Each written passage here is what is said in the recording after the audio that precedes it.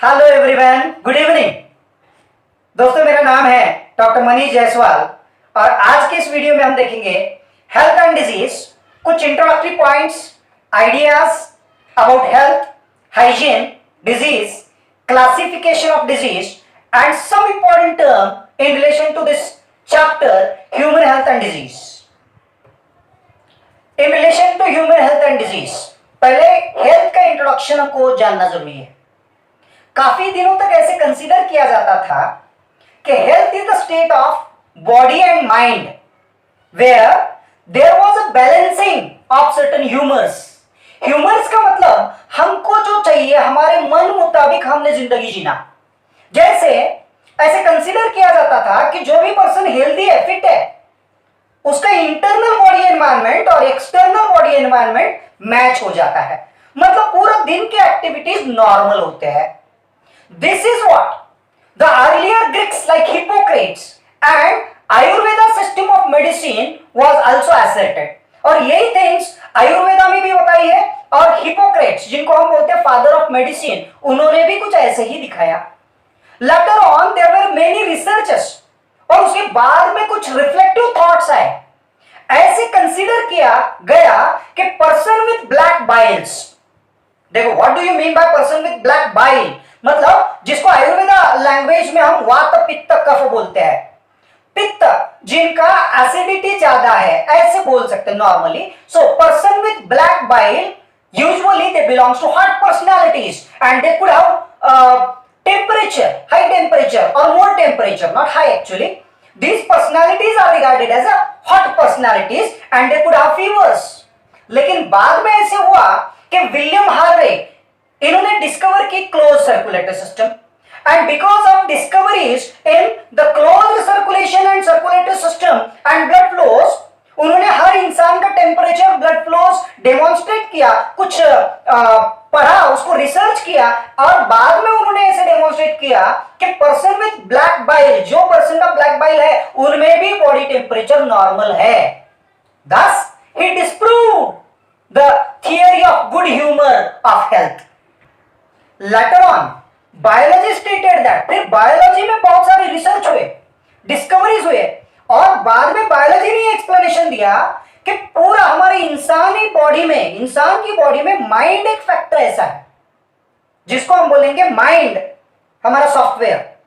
Mind influence our immune system, हमारे immune system को control में रखता है mind through the neural system and endocrine system, जो आपने न्यूरल कोऑर्डिनेशन एंड और केमिकल कोऑर्डिनेशन एंड इंटीग्रेशन में पढ़ा है। इसका मतलब ऐसे है कि हमारी जो थिंकिंग पावर है, एबिलिटीज है, माइंड है, mind influences through the neural system and endocrine system our immunity system that maintain, that means our immunity system maintain our health and thus the health is mainly maintained by our immunity system। hence mind and mental state can affect our health। हमारी health पे हमारा mind और mental state का बहुत ज्यादा असर होता है, इफेक्ट होता है।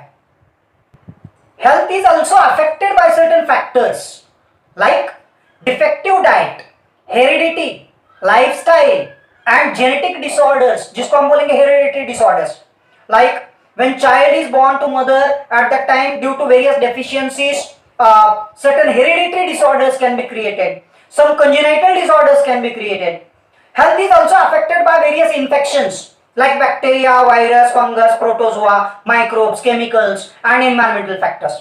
And health is also affected due to our varied modern lifestyle and various factors, basically regarding diet, like and dislikes of food and unbalanced diet and various types of lifestyles also affect the health।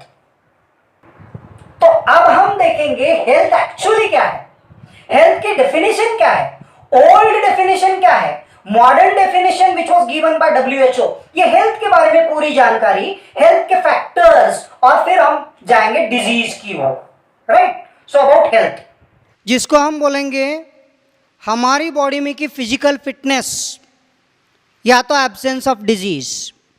But this definition of health was old, मतलब काफ़ी साल पहले ऐसा consider किया जाता था कि जो भी पर्सन फिजिकली फिट है उसकी हेल्थ अच्छी है, right, clear.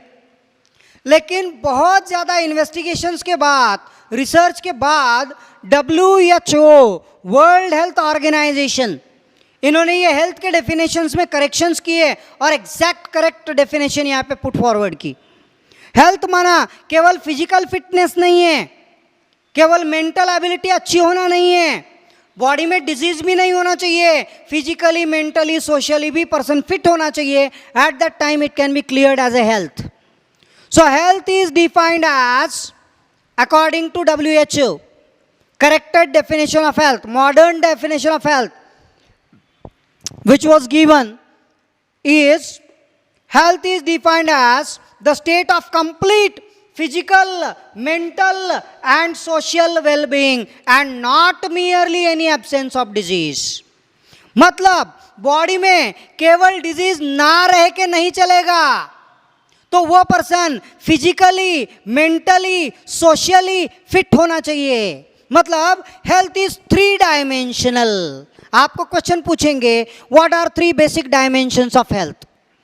Physical, mental and social. So health is 3 dimensional. Physically fit होना चाहिए, इसका मतलब क्या है? Health is defined as the state of complete physical, mental and social well-being. Physical well-being, mental and social well-being. देखो, एक person है, heighted है, टॉल है, बहुत सुंदर है, स्मार्ट है, दिखने में स्मार्ट, गोरा पान, clear long nose, curly hair, right, बहुत स्टाइल में आता है। लेकिन ऐसे है कि उसको एक कान से सुनाई नहीं देता, एक कान से सुनाई नहीं देता, तो क्या वहां पे फिजिकल फिटनेस है? नहीं है। So physical, mental and social wellbeing, मतलब there should not be any physical abnormality. Mental और सोशल एबनॉर्मलिटी मतलब क्या है? अगर कोई पर्सन है, बहुत अच्छा है, फिजिकली फिट दिखता है, स्ट्रांग है, लेकिन उसके घर में कुछ तनाव चल रहा है, टेंशन चल रहा है, इकोनॉमिकल बर्डन है, फिनेंशियल स्ट्रेस है, बहुत नर्वस है, डिप्रेस्ड है, तो वहाँ पे मेंटल और सोशल वेलबींग नहीं रहेगा। तो बॉडी में ये तीनों स्टेट बैलेंस चाहिए, वेलबींग चाहिए, physical, mental and social wellbeing, and not merely an absence of disease. और बॉडी में डिजीज भी नहीं होना चाहिए। At that time it is called health. So clearly आप ध्यान में रखो, 2 पार्ट में डिवाइड करो। Health is defined as the state of complete physical, mental and social wellbeing, और दूसरा step, and not merely any absence of disease. स्पष्ट मराठीत सांगतो, फक्त रोग नसून चालत नाही, तर व्यक्ती फिजिकली, मेंटली आणि सोशली स्ट्रॉंग स्टेटमध्ये पाहिजे, वेलबीइंगमध्ये पाहिजे. At that time we can say it as the person is healthy person. This is the birth right of humans. हा मानवी शरीराचा जन्मसिद्ध हक्क आहे. हेल्दी राहणे हा आपला हक्क आहे आणि हेल्दी राहणं फार आवश्यक आहे. और इसीलिए काफ़ी बार आपने ये स्लोगन सुना होगा, हेल्थ इज़ वेल्थ. अगर हेल्थ अच्छी है, फिजिकल, मेंटल, सोशल फिटनेस अच्छा है, तो वो पर्सन लाइफ में कुछ भी अचीव कर सकता है. All the metabolic activities and all what ever he want, everything, even economy, finance, building structure, enjoyment of property, अगर हेल्थ है तो हर चीज़ एंजॉय कर सकते हैं. हेल्थ नहीं तो कुछ काम का नहीं. That's why it is rightly said that health is wealth. Very little can be achieved without health. Health अच्छी है तो इंसान जिंदगी में जो चाहे वो प्राप्त कर सकता है, वो अचीव कर सकता है. लेकिन अगर हेल्थ अच्छी नहीं है तो बहुत ज़्यादा प्रॉब्लम्स क्रिएट होते हैं. Without health very little can be achieved in the life. Life में जो चाहिए वो मिल नहीं सकता, बहुत कम मिल सकता है. That's why health is wealth. अब हेल्थ मेंटेन करने के लिए स्पेशल ब्रांच है सायन्स की, दॅट इज कॉल्ड हायजीन. हायजीनला आपण म्हणूयात आरोग्यशास्त्र. माना हेल्थ मेंटेन करने वाला science. The branch of science that plays an important role in maintaining good health is called hygiene. So, science of maintaining good health is called hygiene. ध्यान में रखना है, आरोग्य शास्त्र. Science of maintaining good health is called hygiene, जिसमें बहुत सारे अलग अलग इंस्ट्रक्शंस दिए जाते हैं. अभी तो बहुत सारे ऐप्स निकल गए, बहुत सारे अलग अलग टेक्नोलॉजी निकल गए, जिसमें आपको आपकी हेल्थ कैसे फिट एंड फाइन रखे इसका पूरा नॉलेज मिलता है. So in hygiene, there are two important factors like personal hygiene and community hygiene. Personal hygienic habits, very simple. रात में जल्दी सो जाना, अर्ली मॉर्निंग जल्दी उठना, उठने के बाद एम्प्टिंग ऑफ स्टमक सबसे इंपॉर्टंट है. पोट रिकामं करणे हे महत्त्वाचं आहे. उठल्या उठल्या ब्रश केला असं नाही. So try to understand. Emptying of stomach, then cleanly brushing of teeth twice a day, then daily bathing, wearing clean clothes, regular moderate exercise, balanced diet, cleanliness. These are some of the personal hygienic habits. Community hygienic habits are also important. How to make the community clean, cleanliness of the environment. Then regularly all the dustbins should be cleaned regularly. Then knowledge regarding various diseases, how that diseases spread in the community, that is also very important to protect oneself and community from different types of diseases.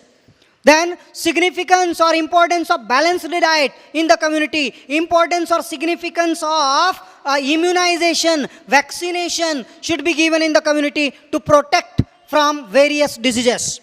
So these are some of the community hygienic habits that are very important for maintaining good health. Healthy person, जैसे मैंने बोला, can do anything. And health is nothing but the process of maintaining internal environment of the body with that of the external environment. Person जब healthy होता है, fit and fine होता है, तो पूरा throughout the day and night all the activities are normal. लेकिन जैसे ही कुछ health पे effect होता है, something बॉडी में समथिंग होता है. तो क्या है समथिंग, वो हम देखेंगे डिजीज में. जब भी बॉडी में कुछ अबनॉर्मल फील होता है, that is the indication of disease. तो डिजीज क्या है, ये अगले इंट्रोडक्टरी पार्ट में हम पढ़ते हैं, जैसे कि चैप्टर का नाम है human health and diseases. So in order to understand this complete chapter, both the terms are important. Now try to understand about disease or diseases.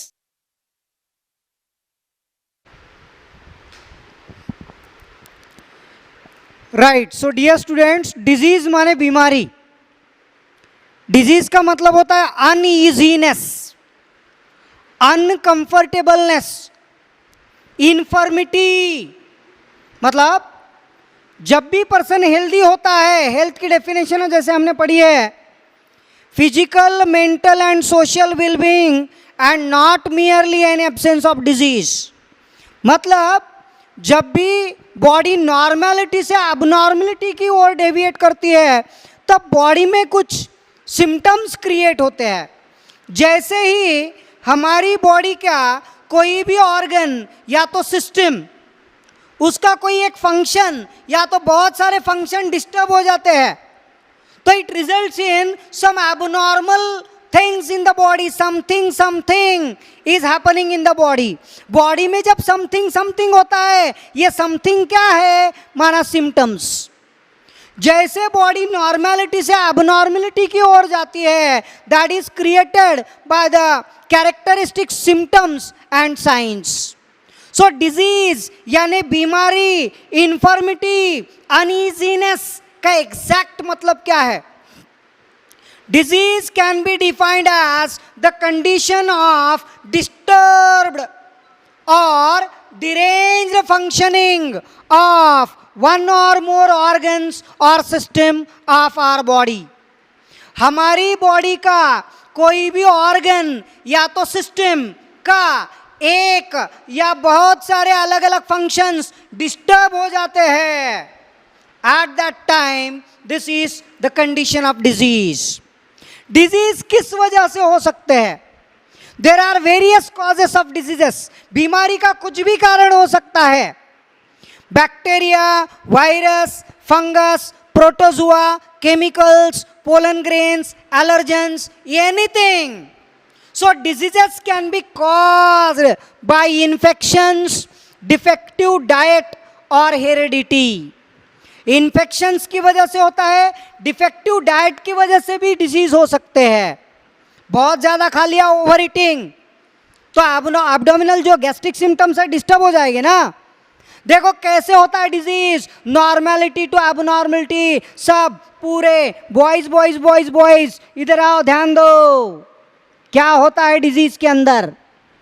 जा रहे हो आप क्लास से, कॉलेज से घर जा रहे हो, और जाते जाते एक फ्रेंड को एक 20 रुपीज 50 रुपीज का नोट मिल गया। 50 रुपए की नोट उसने उठा ली, दूसरे फ्रेंड का हाथ पकड़ा, चल चल चल यार मैं आज तुझे पानी पूरी खिलाता हूं। आहा, गए दो यार पानी पूरी खाने, वो बहुत ऐसा सेंटिमेंटल मूड्स वाला पानी पूरी वाला, उसका वो जो मटका होता है ना, मटके के अंदर पूरा पानी पानी पानी पानी, गढुळाचं पानी, वो पानी पूरी ऐसे डुबुक डुबुक डुबा डुबा के खिलाता है, आप खा लेते हो। देखो पानी पूरी खा ली, दोनों यार घर जा रहे हैं, घर जाते ही अगर वो पानी पूरी इन्फेक्टेड है, उसके हाथ फिंगर्स नेल्स इन्फेक्टेड है, और इन्फेक्टेड माने बैक्टीरिया वायरस फंगस प्रोटोजुआ कोई भी पैथोजन पानी पूरी के जरिए बॉडी में गया, तो जैसे ये फ्रेंड्स घर पे जाएंगे तो शुरू, एक को ऊपर से एक को नीचे से, ढर ढुर। पानी पूरी खाने के पहले कुछ भी नहीं था, जैसे पानी पूरी खा ली पैथोजेंस बॉडी में गए तो डाइजेस्टिव सिस्टम के फंक्शन डिस्टर्ब हो गए ना, और फंक्शन डिस्टर्ब होने की वजह से जैसे ही वो घर पे जाते हैं कुछ देर में कुछ एबनॉर्मल बॉडी में हैपन होता है, माने पेट में दर्द होता है, नौशिया होता है, वॉमिटिंग्स होते हैं, चक्कर आते हैं, लूज मोशंस होते हैं। उसके पहले पानी पूरी के पहले कुछ नहीं था, जैसे पानी पूरी का इन्फेक्शन बॉडी में गया वैसे ये सिम्टम्स अपीयर हो गए। So diseases are characterized by science and symptoms. Symptoms are the characteristics shown by the patient. Patient जो अपने कैरेक्टर्स बताता है डॉक्टर को क्लिनिक में, फिजिशियंस को, कि डॉक्टर साहब मेरे सर में दर्द है, मुझे चक्कर आ रहे हैं, मेरा पेट में दर्द है, नौशिया हो रहा है, वॉमिटिंग्स हो रहे हैं, these are called symptoms. Signs, फिर डॉक्टर जो ऑब्जर्व करते हैं, डॉक्टर क्या करते हैं, उसका पल्स रेट देखते हैं, टेम्परेचर देखते हैं, ब्लड प्रेशर ऑब्जर्व करते हैं, रेस्पिरेशन रेट देखते हैं, स्टेथोस्कोप से चेक करते हैं हार्ट बीट्स, और डॉक्टर को जो ध्यान में आता है that are called signs. So diseases are characterized by different signs and symptoms. तो सिंपल वे में आपको ध्यान में रखना है, the condition of disturbed or deranged functioning of one or more organs or system of our body caused by infections, defective diet or heredity is called disease. Diseases are characterized by various signs and symptoms. There are different types of diseases. Disease से related कुछ terms है बच्चों, ध्यान में रखो, मैं ऐसे orally बोलता हूँ, हो सके तो आप नोट्स में लिख लेना। One is about etiology. Etiology माने डिजीज होने का कॉज, डिजीज का कारण क्या है। हर डिजीज का कुछ ना कुछ कॉज होता है, कॉज मतलब बीमारी का कारण क्या है। Diseases are caused. The branch of biology which deals with the study of causes of diseases is called etiology. Second is about types of diseases. बीमारियां बहुत सारे अलग अलग टाइप की है। कुछ बीमारियां पैथोजेन से होती है, कुछ नॉन पैथोजेनिक होती है, कुछ केमिकल से होती है, कुछ हेरिडेटरी होती है, कुछ मेटाबॉलिक डिसऑर्डर्स होते हैं, कुछ डिजेनरेटिव डिसऑर्डर्स होते हैं, बहुत सारे अलग अलग टाइप्स है। तो पूरे टाइप्स का पढ़ना, टाइप्स की स्टडी माना है नोसोलॉजी। ऐसे ही आप ध्यान में रखो, what is nosology? Branch of biology which deals with the study of classification of diseases is called nosology. And third one is about epidemiology. कुछ बीमारियां, बहुत सारी बीमारियां कम्युनिटी में फैलती है, एक इंसान से दूसरे इंसान में जाती है। इन्फेक्टेड पर्सन से हेल्दी इंडिविजुअल में वो डिजीज के पैथोजन ट्रांसमिट होते हैं, and that is known as epidemiology. So the branch of biology which deals with the study of transmission of diseases is called as epidemiology. ये 3 terms है diseases से related: etiology, nosology, epidemiology. Now broadly diseases are classified in 2 types: congenital diseases and acquired diseases.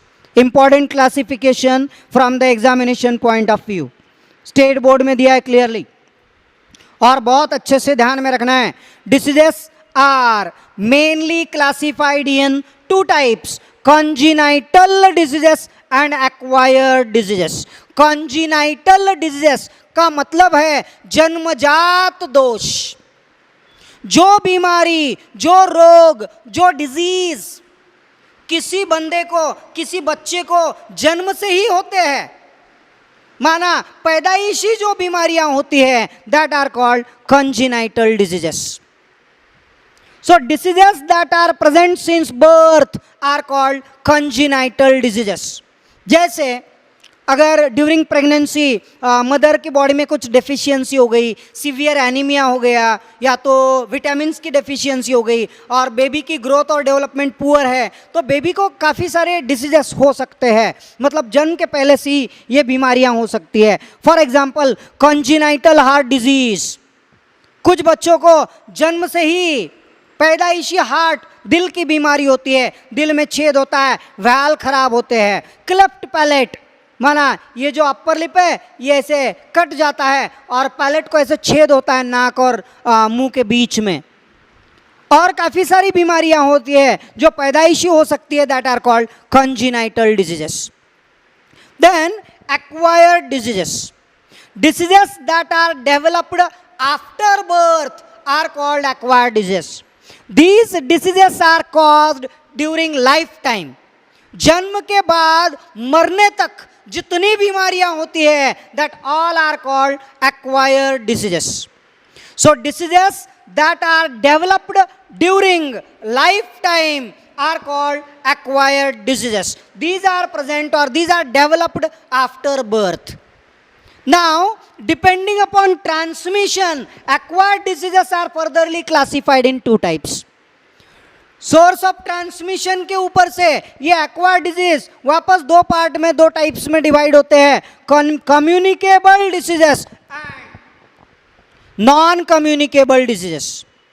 Communicable diseases, देखो नाम है इसमें, community, संसर्गजन्य रोग.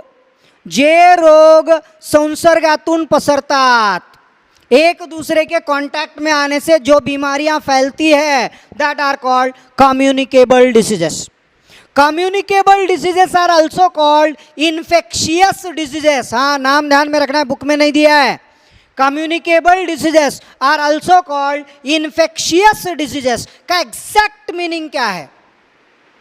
Diseases that are caused by pathogens. Pathogens माना microorganisms, disease causing microorganisms, रोग जंतू. जे आजार वेगवेगळ्या रोग जंतूमुळे होतात, ध्यान में रखना. Diseases that are caused by pathogens and that can be transferred, that can be transmitted from infected person to healthy person or healthy individuals are called communicable diseases or infectious diseases. अभी आप देख रहे हो ना बच्चों, आज की इस सिचुएशन में ऑल ओवर द वर्ल्ड एक बीमारी फैल रही है जो सिंपली कॉन्टैक्ट्स में से फैलती है, कैजुअल कॉन्टैक्ट से भी फैलती है. कोविड-19, कोरोना वायरस. ये बीमारी जैसे एक इंसान से दूसरे इंसान में फैल रही है, that is communicable disease. Other examples are typhoid, cholera, tuberculosis, measles, malaria. काफ़ी सारी बीमारियां हैं जो एक इंसान से दूसरे इंसान में फैलती है, इन्फेक्टेड इंडिविजुअल से हेल्दी इंडिविजुअल्स में फैलती है, that are called communicable diseases. Now जो बीमारियां पैथोजेन से नहीं होती है, पैथोजेंस के अलावा और कोई भी फैक्टर्स की वजह से होती है, जैसे एलर्जी हो गई, या तो फिर डिजेनरेटिव डिसऑर्डर्स है, मेटाबॉलिक डिसऑर्डर है, डायबिटीज। तो बहुत सारी बीमारियां हैं जो पैथोजेंस के अलावा कोई भी दूसरे रीजंस की वजह से होती है और एक इंसान से दूसरे इंसान में फैलती नहीं है। That are called non communicable diseases. So try to understand, diseases that are caused by factors other than pathogens are called non-communicable diseases. Non-communicable diseases are also called non-infectious diseases. These diseases cannot be transmitted from one person to another person. Examples: many metabolic disorders, goiter, diabetes, cancer, kidney failure. These disorders remain in one person only, that cannot be transmitted through contacts or through anything. So this is the basic classification of disease. So in next video, what we are going to study about immunology, entire concept of immunity.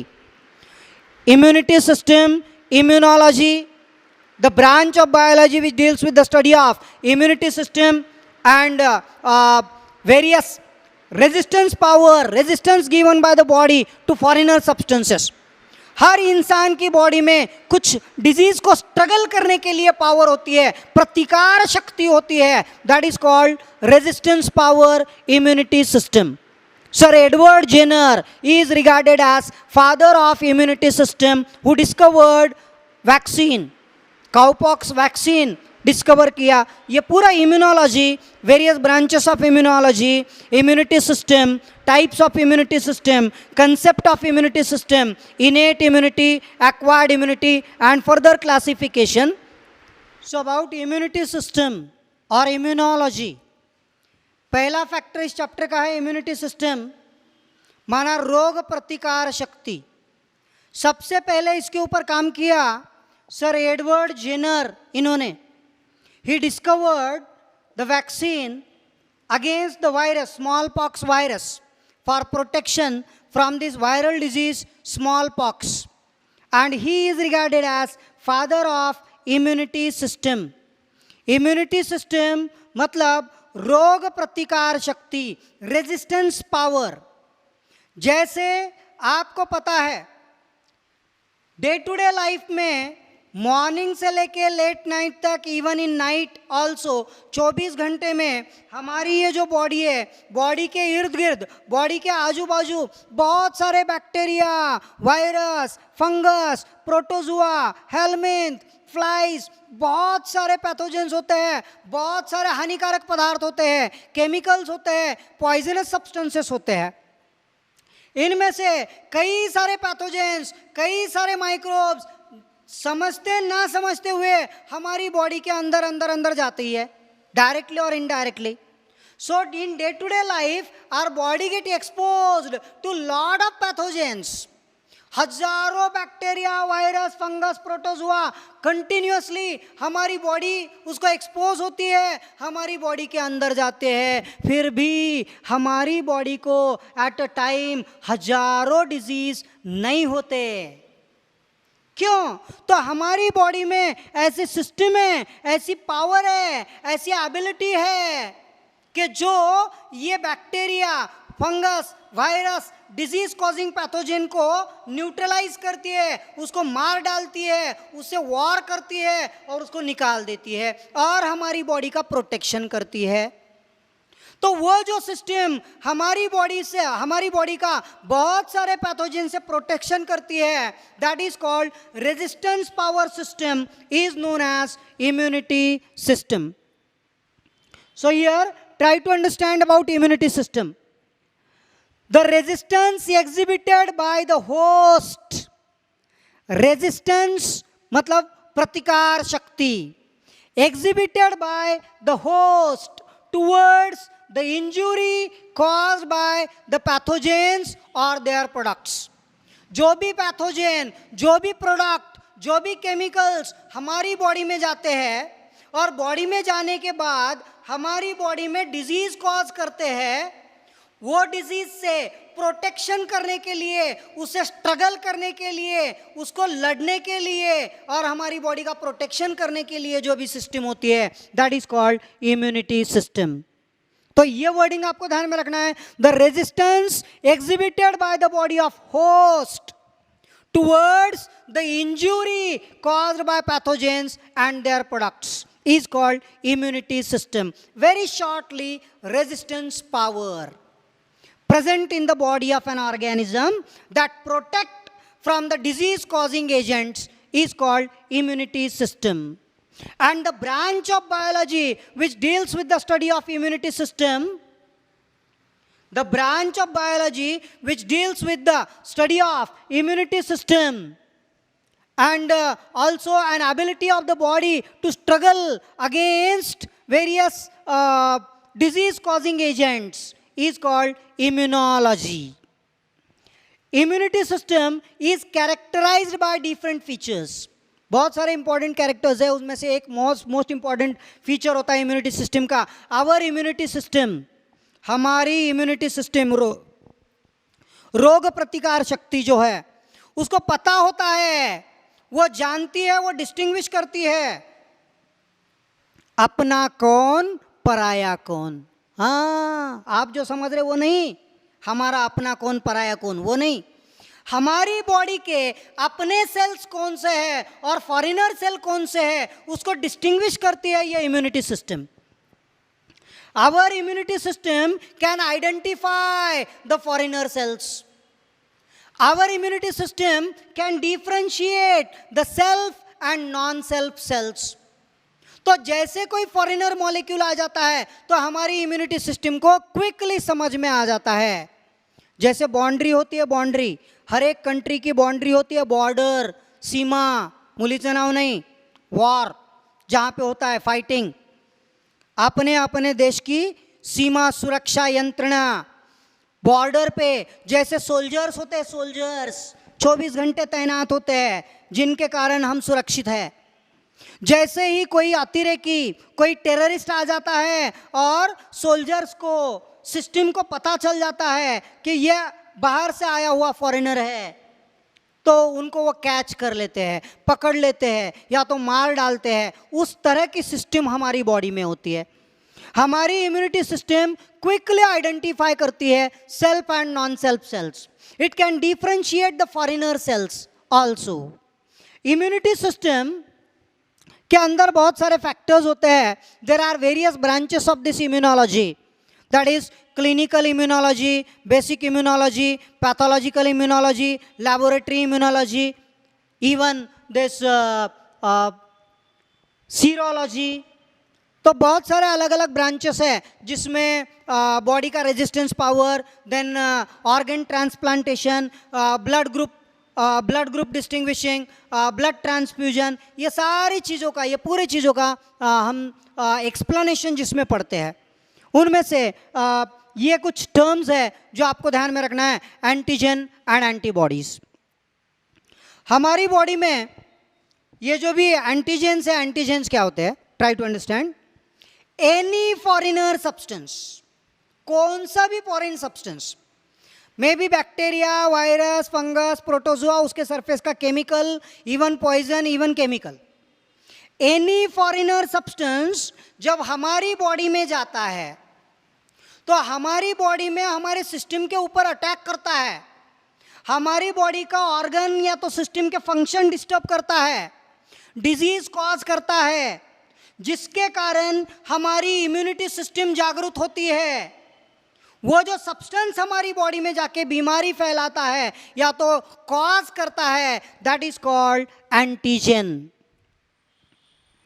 Any foreigner substance invading into our body, कोई भी foreigner substance जब हमारी body के अंदर जाता है, capable of stimulating our immunity system, जिसके कारण डिजीज क्रिएट होता है और हमारी immunity system, resistance power, immunity response जागरूक हो जाता है। जैसे मैंने बताया, इम्यूनिटी सिस्टम को पता हो जाता है, जैसे ही फॉरेनर सेल आती है हमारी इम्यूनिटी सिस्टम अलर्ट हो जाती है,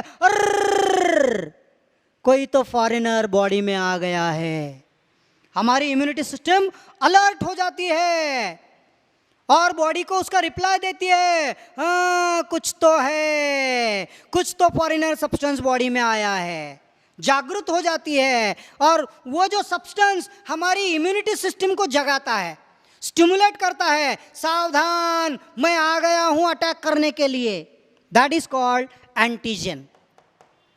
So, any foreign substance invading into our body and stimulate our immune response is called antigen. अब antibodies क्या होते हैं?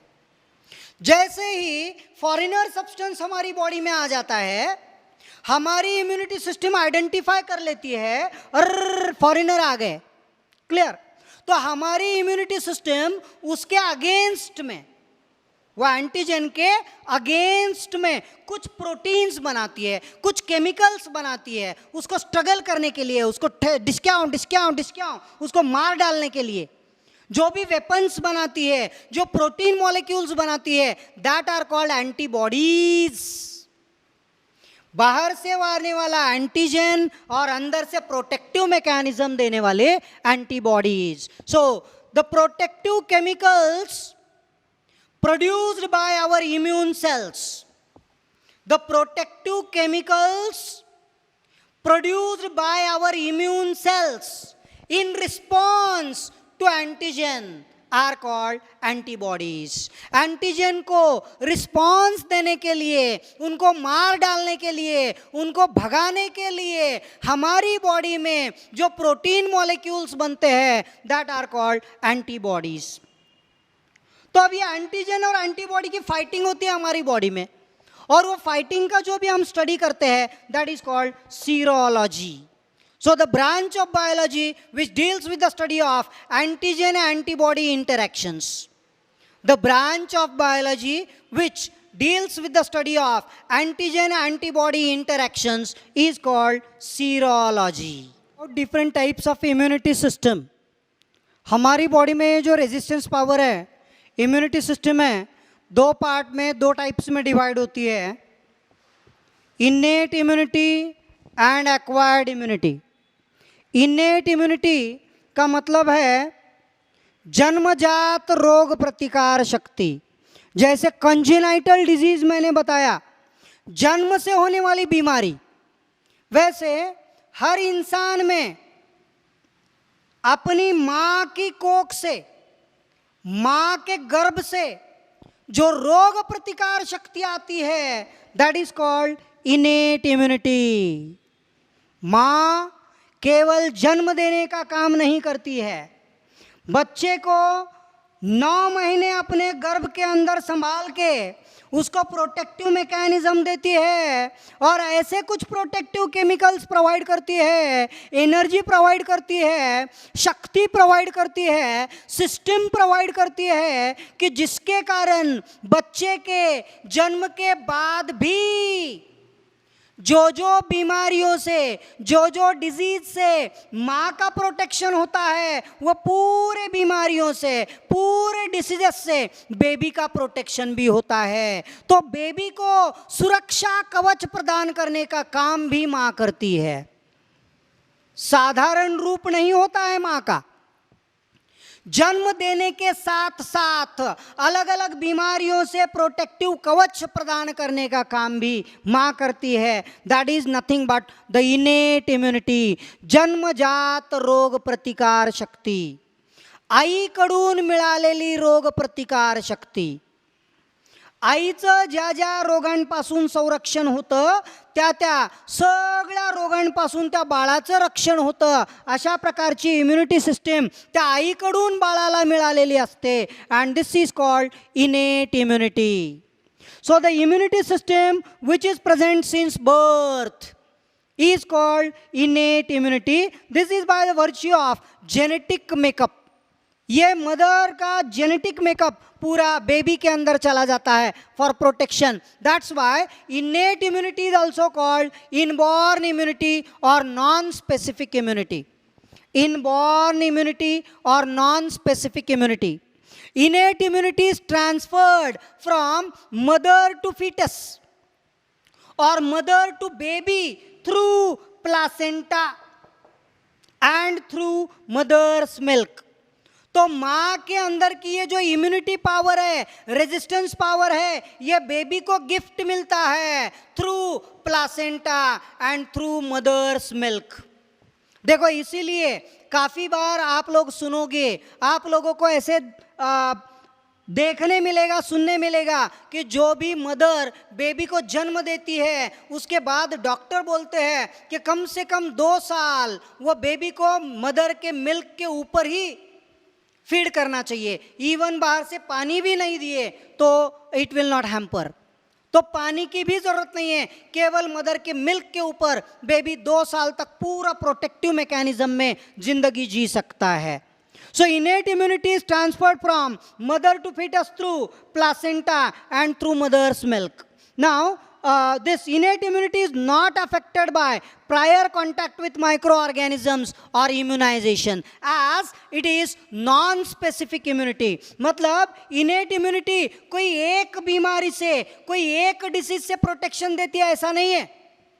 बहुत सारे अलग अलग बीमारियों से बेबी का प्रोटेक्शन होता है because of immunity, innate immunity. Innate immunity infection, इसको प्रायर इन्फेक्शन की कोई जरूरत है उसके बाद में एंटीबॉडीज डेवलप होते हैं, ऐसे कुछ भी नहीं। This is natural immunity by default. इनेट immunity is nothing but the natural immunity given by mother. It is developed by producing different types of barriers. ये इनेट इम्यूनिटी मदर से बेबी में कैसे आती है? By producing 4 different types of barriers. 4 से 5 अलग अलग barriers होते हैं। बैरियर्स मतलब डिस्टर्बेंसेस, अड़थड़ा। जैसे बाउंड्री के ऊपर हमारे सोल्जर्स होते हैं, सैनिक, जो बाहर के देश से हमारे एनिमीज, हमारे शत्रु को अंदर नहीं आने देते, वैसे बेबी के बॉडी के ऊपर कवच, बॉडी के अंदर कुछ मैकेनिज्म ऐसा, सोल्जर्स ऐसे वो मदर देती है कि बाहर से फॉरेनर बॉडी वो बेबी के बॉडी में ना जाए। मतलब फॉरेनर मॉलिक्यूल्स को एंट्री करने के लिए जो डिस्टर्बेंसेस हमारी बॉडी में क्रिएट होते हैं, खड़े हो जाते हैं soldiers, that are called barriers, म्हणजे अडथळे। देखो सिंपल कंसेप्ट है, किसी बड़े कॉम्प्लेक्स में या बिल्डिंग में या ऑफिस में जाओगे ना तो वहाँ पे वॉचमैन होता है। वॉचमैन क्या करता है? वो बिल्डिंग के अंदर कौन कौन जा रहा है, कौन बाहर जा रहा है, उसका एंट्री लिख के लेता है, और जो अनवांटेड पर्सन है उसको अंदर नहीं जाने देता, राइट? वैसे वॉचमैन का काम करते हैं ये बैरियर्स, किसी पैथोजेंस को बॉडी में अंदर ना जाने देना, और अंदर चले भी गए तो उनसे बॉडी का कैसे प्रोटेक्शन करना। सो इपिथेलियल सरफेस, पहला है सरफेस बैरियर्स और anatomical barriers. These are also called physical barriers. These are usually located in the skin. हमारी जो स्किन होती है, स्किन में अलग अलग ग्लैंड्स होते हैं, sweat gland, sebaceous glands. Sweat gland, sebaceous gland में से स्वेट और सीबम निकलता है, that gives protection, protective mechanism. वो जो स्वेट है वो स्वेट में सोडियम क्लोराइड, साल्ट के जैसा, और जिसकी वजह से पैथोजेन, बैक्टीरिया, वायरस अगर स्किन को आके चिपक भी जाता है तो वो स्वेट की वजह से, सीबम की वजह से बाहर का बाहर रहता है, उसको बॉडी के अंदर एंट्री नहीं मिलती, तो प्रोटेक्शन हो गया ना। These are called physical barriers or anatomical barriers or surface barriers. Simply these are called epithelial surface. हमारी स्किन का जो भी इपिथेलियल सरफेस होता है, which is lined by various glands like sweat gland, sebaceous gland, secreting number of enzymes that protect the entry of microorganisms into the body. Similarly, these surface barriers, epithelial surface is also there in the moist entries into the body cavities like nasal epithelium, oral cavity, mucous membrane of eye, ear, anus, rectum, vagina. जो जो body के natural orifices हैं, natural openings हैं, that are lined by moist mucous membrane. So this moist mucous membrane trap the germ particles and do not allow them to enter into our body.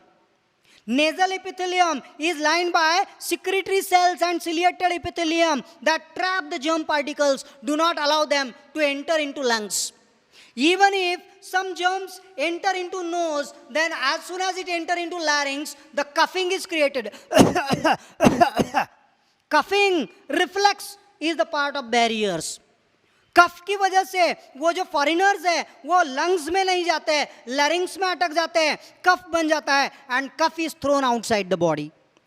Secondly about antimicrobial substances in the blood and tissues. इतना होने के बावजूद काफ़ी सारे barriers, काफ़ी सारे pathogens blood में जाते हैं. हमारी ब्लड में कुछ फैगोसाइटिक सेल्स होते हैं जैसे WBCs.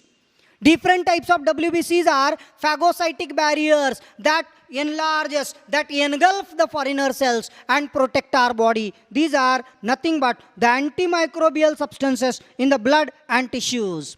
Surface or cellular factors, कुछ natural killer cells होते हैं WBCs that act as a cellular barriers in our body. Physiological barriers, उसके पहले मैं यहाँ पे बोलूँगा. और एंटीमाइक्रोबियल सब्सटेंस में एंटीवायरल सब्सटेंस भी हमारी बॉडी में बनता है, that is known as cytokines barriers.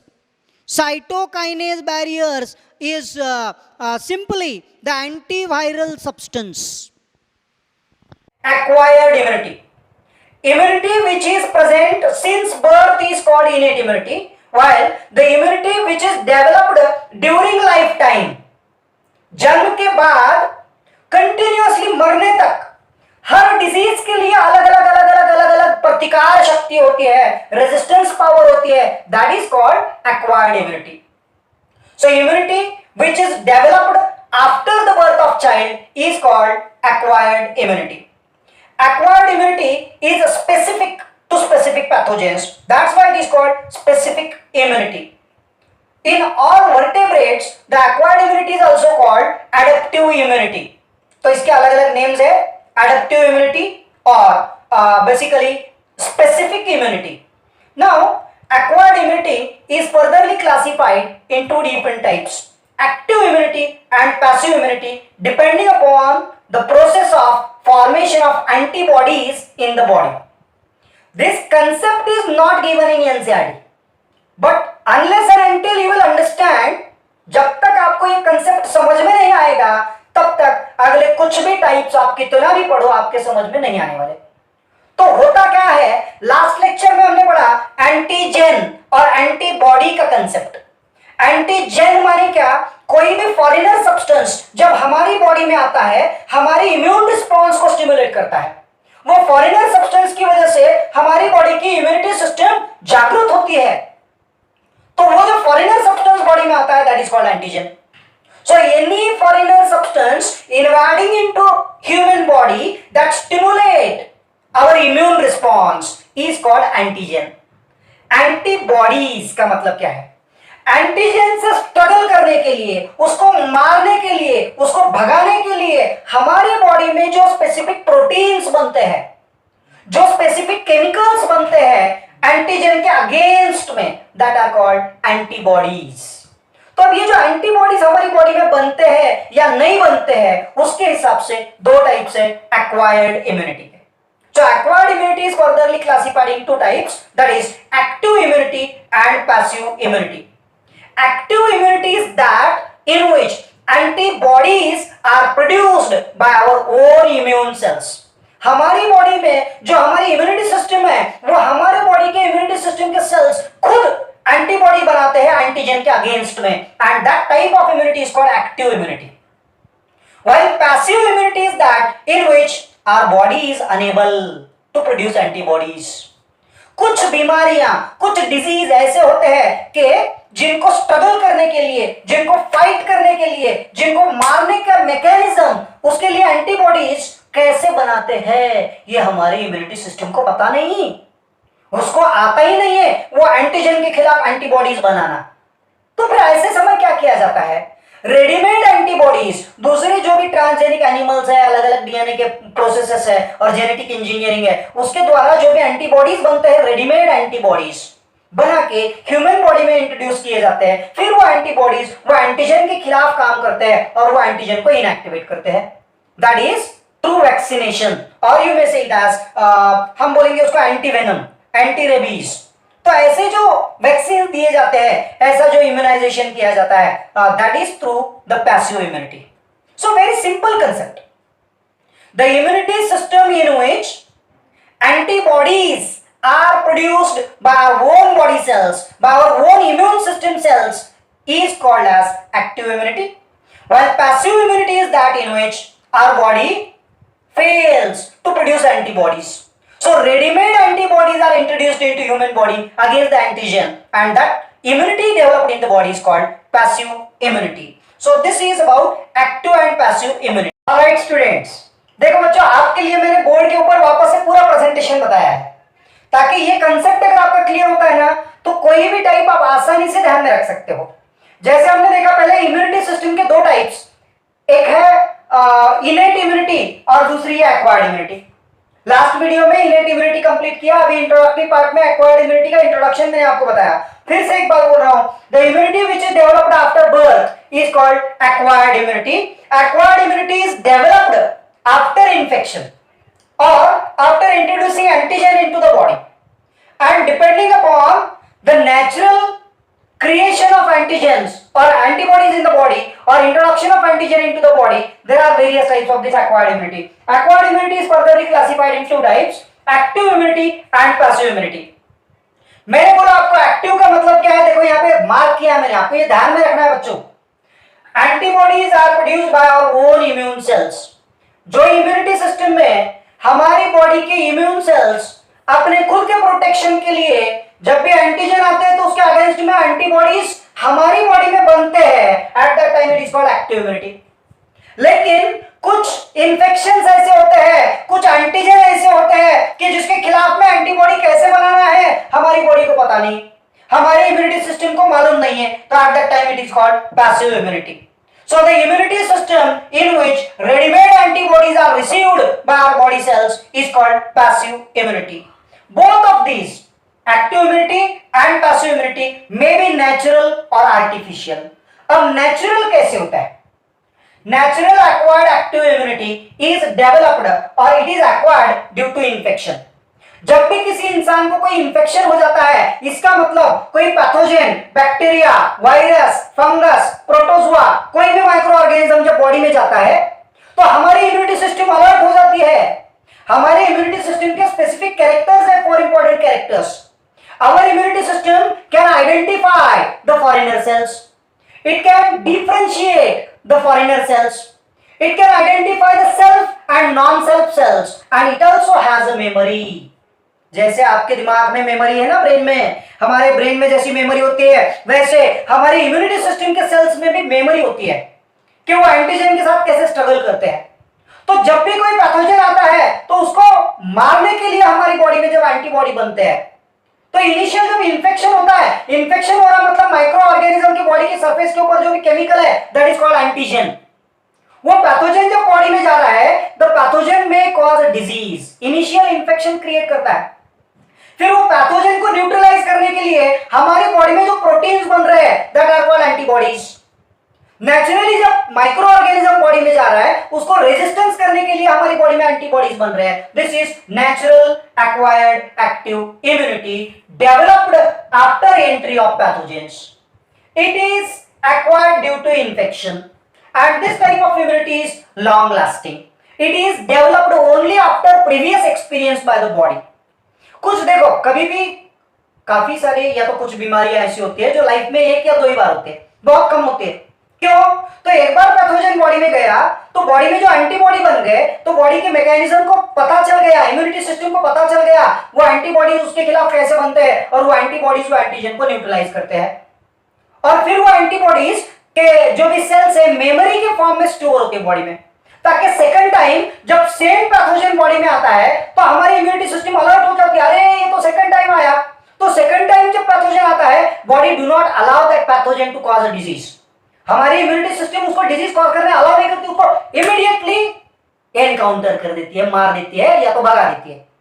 And this is memory based. So this type of immunity is long lasting. For example measles, काफी सारी बीमारियां, उसमें से एक मीजल्स है. Once the person get infection of measles and he is recovered from that, the lifelong immunity is developed against the measles. This is about natural acquired active immunity. Now, artificial acquired active immunity. Artificial active acquired immunity is developed or induced by introducing vaccines or antigen into the human body. देखो यहां पे pathogen entry नहीं कर रहा है. Pathogen enter करने के पहले वैक्सीनेशन होता है, इम्यूनाइजेशन होता है. आपने काफी बार सुना होगा छोटे बच्चों को डोज देते हैं. डोज वो ऐड देखी होगी ना, 2 बूंद जिंदगी के, अमिताभ बच्चन, राइट. तो वो पोलियो नहीं, खुद नहीं पीता, वो बच्चों को पिलाता है, राइट. तो बच्चों को जो भी डोज पिलाते हैं ना, वो क्या होते हैं, वैक्सीन्स. और वो वैक्सीन्स में होते हैं इनएक्टिवेटेड एंटीजेंस. वो एंटीजन वैक्सीन्स के जरिए जब ह्यूमन बॉडी में जाते हैं तो उसके खिलाफ एंटीबॉडीज बन जाते हैं, राइट. जब एंटीबॉडीज बॉडी में बन गए तो antibodies are stored, the cells are stored in the form of memory. फिर जब असली माने सही का पैथोजन जब बॉडी में जाता है तो रेडीमेड जो भी एंटीबॉडीज बन गए बॉडी में, that antibody do not allow that pathogen to cause a disease and immediately उसको रेजिस्ट करते हैं. So this is the resistance induced by vaccination. Example, polio vaccines, BCG vaccines against tuberculosis, and this may be temporary or permanent. ये जो artificial acquired immunity है, active immunity है, वो temporary भी हो सकती है, permanent भी हो सकती है. But this is induced after introducing vaccines or antigens. तो दोनों जो है natural active acquired immunity and artificial active acquired immunity, ये दोनों के अंदर antibodies are produced by our own body cells. One due to infection, second by introducing vaccines. लेकिन passive immunity ऐसी है जिसके अंदर हमारी बॉडी में एंटीबॉडीज नहीं बनते हैं. तो ये एंटीबॉडीज रेडीमेड बॉडी में इंट्रोड्यूस होते हैं naturally, either from mother or artificially developed in the body of other animals or humans and then introduced into human body. So passive immunity is again of two types, maybe natural acquired passive immunity or artificial acquired passive immunity. Natural acquired passive immunity is that in which antibodies are transferred from mother to fetus through placenta and from mother to infant through mother's first milk called as colostrum. ये term आप वापस एक बार reproduction में पढ़ोगे. माँ का, mother का जो फर्स्ट मिल्क होता है दैट इज कॉल्ड कोलेस्ट्रम, जिसके अंदर होता है इम्यूनोग्लोबुलिन ए, एंटीबॉडीज ए. और ये एंटीबॉडी ए की वजह से जिन जिन बीमारियों का मतलब जिन जिन बीमारियों से मदर का खुद का प्रोटेक्शन होता है, वो सारी बीमारियों से बेबी का प्रोटेक्शन होता है, because of these readymade antibodies that are transferred from mother to foetus through placenta before birth and after birth from mother to infant through mother's first milk, that is called colostrum. So here this is short life. ये immunity short life होती है, बहुत कम समय के लिए होती है, और बाद में जब बेबी धीरे धीरे ग्रो अप होता है और एडोलेसेंट्स एडल्ट स्टेज में जाते हैं तो खुद की और एक्वायर्ड इम्यूनिटी डेवलप हो जाती है for different disease. Now artificial acquired passive immunity. Artificial acquired passive immunity is developed by injecting previously prepared antibodies. By injecting previously prepared antibodies by using serum of animals or humans. कैसे होते हैं? कुछ animals में कुछ antigen के खिलाफ antibody बनाने का मैकेनिज्म होता है जो ह्यूमन बॉडी में नहीं होता. For example, hyper immunised horse. Horse को पता है कि रेबीज से कैसे स्ट्रगल करे. रेबीज पता है आपको? Rabies dog bite. जब भी कोई डॉग बाइट करता है तो यूजुअली जो इन्फेक्शन होता है that is rabies, viral infection. तो हॉर्स की बॉडी में रेबीज के अगेंस्ट में एंटीबॉडीज बनते हैं, हमारी बॉडी में नहीं बनते. हमारी बॉडी को मैकेनिज्म पता नहीं है कि डॉग बाइट होने के बाद वो जो भी एंटीजन आता है, जो भी वायरस आता है, उसके खिलाफ में एंटीबॉडीज कैसे बनाना है. Our body don't know that mechanism. So ready-made antibodies are now thus produced in the body of horse or in other humans by introducing various types of these antibodies, and then ready-made antibodies are introduced into human bodies, like मैंने जैसे अभी बताया rabies. और antivenom, snake bite. जब भी snake bite होता है और वेनम, पॉइजन स्नेक का बॉडी में जाता है, our body don't know how to produce antibodies against the snake venom, against the antigen. Then ready-made antibodies are introduced into our body. So this is about artificial acquired passive immunity. Clear? तो ये basic immunology के types है. Active immunity, passive immunity, natural artificial active immunity, natural artificial passive immunity. ये पूरे immunity में sales का बहुत important role है, जिनको हम बोलेंगे वेरियस टाइप्स ऑफ लिम्फोसाइट्स। तो अब नेक्स्ट पार्ट में हम पढ़ेंगे role of different lymphocytes in immunity system, and depending upon involvement of these lymphocytes there are again two different types of immunity system, that is cell mediated immunity system and antibody mediated immunity system.